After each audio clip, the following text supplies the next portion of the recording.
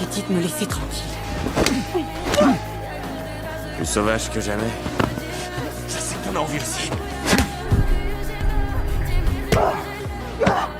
Si tu me touches encore une fois, je te jure que je te tue. Au cœur du marais, un corps d'homme. Très vite, la petite ville tire sa conclusion. La coupable, c'est la fille. Pour la police, ce n'est pas un accident. Le seul indice, une fibre rouge. Les policiers se rendent chez Kaya, la maison entourée de rumeurs. À l'intérieur, un bonnet en laine rouge. Les preuves semblent réunies. Et les esprits, eux, sont déjà fixés. Elle n'a jamais appartenu à cet endroit. Elle vit seule dans les marais, à l'écart, silencieuse. On l'appelle la fille des marais. Le jour où elle est arrêtée, la ville entière semble presque soulagée.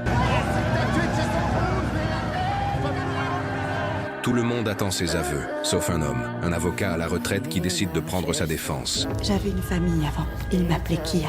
Elle dit qu'elle avait une famille, une mère, des pinceaux, de la lumière. Puis il ne restait plus que son père. Hé! Combien de fois je vous l'ai dit de pas toucher à mon bateau, bordel?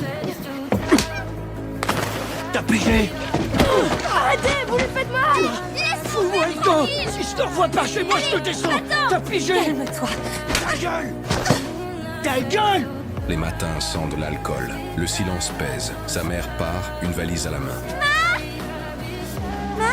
Elle court derrière elle. Personne ne se retourne. Après ça, son frère part. Sa sœur part. Ce qui reste, ce sont les bleus. Quand la dernière personne disparaît, elle apprend à ne plus pleurer. Parce que les larmes n'achètent pas la tendresse. Écarte-toi de son chemin.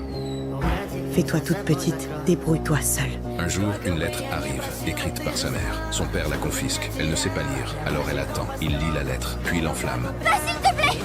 Le feu est vif, il brûle le papier, il brûle l'espoir. Ce jour-là, elle comprend une chose, personne ne viendra la sauver. Des années plus tard, au tribunal, la fibre rouge, le bonnet en laine et la ville, toujours convaincue qu'elle était destinée à être coupable.